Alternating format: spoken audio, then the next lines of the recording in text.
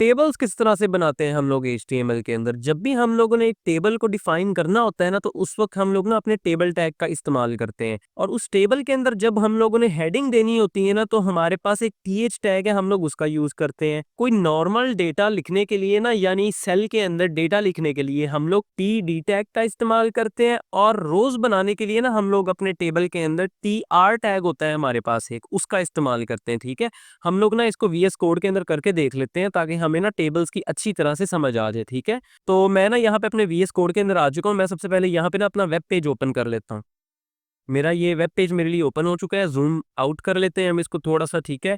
और अब मैं वापस अपने VS कोड के अंदर आ जाता हूँ, ठीक है? यहाँ पे ना अब एक टेबल बनाने के लिए मैं क्या करूँगा, टेबल टैग का इस्तेमाल करूँगा। इस तरह से मैं अपना टेबल डिफाइन कर लूँगा। अब मैंने क्या करना है, एक हेडिंग की ना रो बनानी है, ठीक है? तो मैं क्या करूँगा, रो बनाने के लिए tr टैग इस्तेमाल करूँगा और हेडिंग देने के लिए मैं क्या करूँगा, th टैग का इस्तेमाल करूँगा, ठीक है? यहाँ पे मैं दूँगा हेडिंग नेम की और इसी के नीचे एक और हेडिंग बना लूँगा जो कि मैं बनाऊँगा ऐज की। एज, ठीक है। अब मैं इसको सेव करके ना अपने वेब पेज पे चला जाता हूँ, ठीक है। तो यहाँ पे मेरे लिए नेम और एज आ रहे हैं, ठीक है। अब जो ये टीएच टैग है ना, इसने नेम के लिए एक अलग सेल बना दी है और एज के लिए एक अलग सेल बना दी है, ठीक है। और वो सेल्स अभी नजर नहीं आ रहे हैं आप लोगों को, ठीक है। वो सेल्स लाने के लिए ना क्या करेंगे हम लोग कि हमारा जो टेबल है ना वो दिखने में थोड़ा सा अच्छा लगे, मैं यहाँ पे ना बॉर्डर एट्रीब्यूट को ऐड करके यहाँ पे मैं लिख दूंगा 2 पिक्सल्स, ठीक है। सेव कर लूंगा। मेरे लिए यहाँ पे अब मेरे वेब पेज के अंदर 2 सेल्स मुझे शो हो रहे हैं, ठीक है, बॉर्डर्स के साथ, जो कि अब अच्छा लग रहा है दिखने में, ठीक है। अच्छा, अब मैं क्या करता हूँ, यहाँ पे एक और रो डिफाइन कर लेता हूँ और उसके अंदर टीडी टैग का इस्तेमाल करके ना नॉर्मल डेटा टाइप करता हूँ। अब इस टीडी के अंदर मैं अपना नेम लिखूंगा, ठीक है। यहाँ लिख लेता हूँ मैं रोशान और इसके नीचे मैं अपना जो है ना सर नेम जो है मेरा वो लिख देता हूँ शाहिद। और अब मैं टीडी टैग के अंदर अपनी एज भी लिख देता हूँ 24। सेव किया मैंने। अब मैं अपने वेब पेज पे आ चुका हूँ और यहाँ पे ना ये मेरे लिए मेरा सेल जो है ना वो आ चुका है, रोशान के लिए भी, शाहिद के लिए भी और 24 के लिए भी, ठीक है।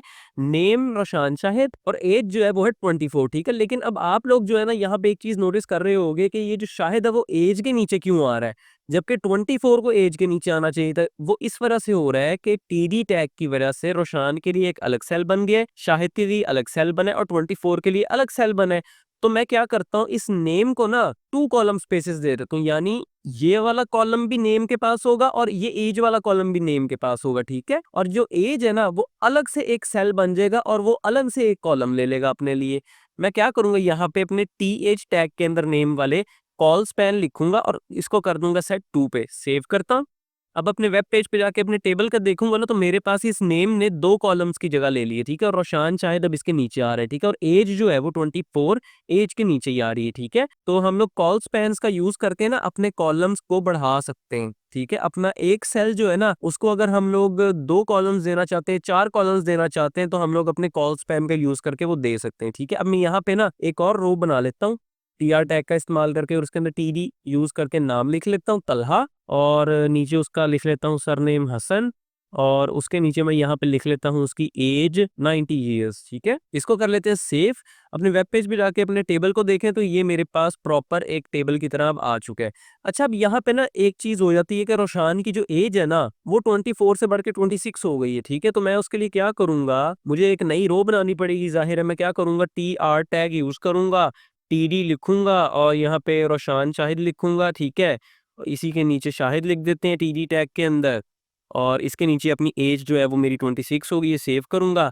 तो मेरे लिए अब रोशान शाहिद जो है वो उसकी एज पहले 24 थी और बाद में उसकी एज क्या हो गई है, 26 हो गई है। तो ये दोनों एजेस जो है वो रोशान के पास ही है, ठीक है। तो ये 2 बार रोशान शाहिद लिखना ना ठीक नहीं लग रहा। हम लोग यहाँ पे ना फिर अब क्या करेंगे कि ये रोशान को भी और शाहिद को भी ना 2 रोज की जगह दे देंगे, ठीक है। कि ये रोशान शाहिद जो है ना वो 2 रोज की जगह ले ले ताकि 24 और 26 जो है ना वो रोशान शाहिद के लिए ही आए, ठीक है। और हमें रोशान शाहिद भी एक बार लिखना पड़े। तो मैं क्या करूंगा, यहाँ पे इसको रिमूव कर दूंगा और ये टीडी टैग के अंदर रो स्पैन जो है ना इसका कर दूंगा 2 और शाहिद के लिए भी मैं रो स्पैन को कर दूंगा 2।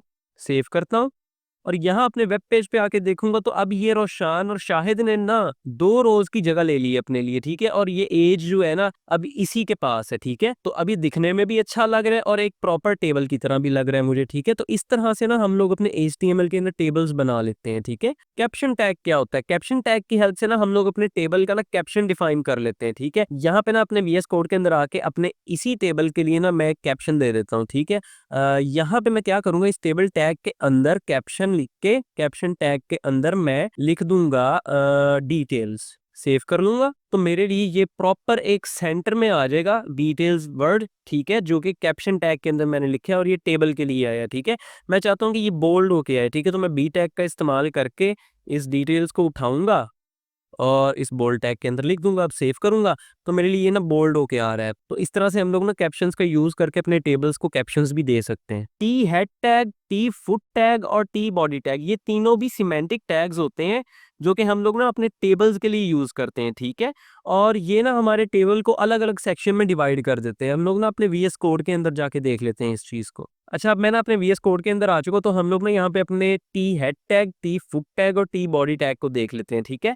अच्छा, मेरे पास ना ये जो एक टेबल बना हुआ है, इसके अंदर ये जो रो है हेडिंग्स वाली, ये हेडिंग्स कंटेन करती है। तो इसको मैं एक टी हेड नाम के सिमेंटिक टैग के अंदर डाल दूंगा। मैं क्या करूंगा, यहाँ टी हेड लिखूंगा और इसको उठाऊंगा सारे को, और इस हेडिंग्स वाली रो को उठा के मैं क्या करूंगा, टी हेड के अंदर पेस्ट कर दूंगा। तो मेरे लिए अब ये वाली जो रो है ना वो टी हेड के अंदर आ चुकी, यानी अब ये वाली जो रो है ना वो सारे टेबल से अलग हो चुकी है और टी हेड के अंदर इसकी हेडिंग्स ही होंगी सिर्फ, ठीक है। मैं इंस्पेक्ट करके दिखाता हूँ आप लोगों को।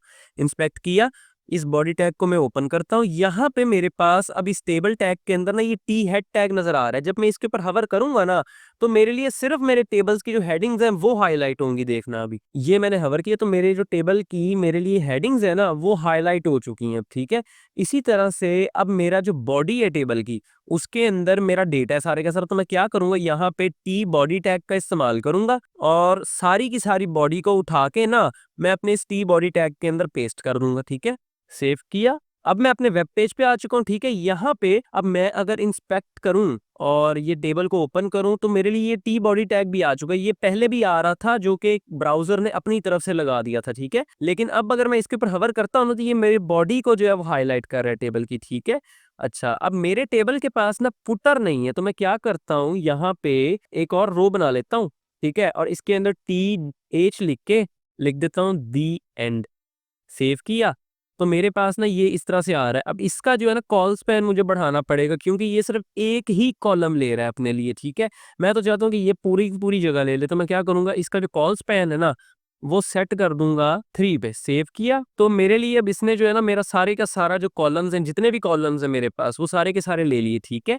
अच्छा, अब यहाँ पे ना मैंने इसका जो कॉल स्पैन है वो 3 क्यों सेट किया, जबकि मुझे तो 2 सेट करना चाहिए था। वो इस वजह से भाई कि मेरे पास इस टेबल के अंदर नंबर ऑफ कॉलम्स 3 है, ठीक है, 1 2 3, ठीक है। तो इस वजह से इसका कॉल स्पैन 3 सेट कर दिया ताकि ये वाली जो रो है ना ये 3 कॉलम्स की जगह ले ले। अब मैं क्या करूंगा, इसको टी फुट टैग के अंदर डाल दूंगा ताकि ये मेरे टेबल का फुटर बन जाए।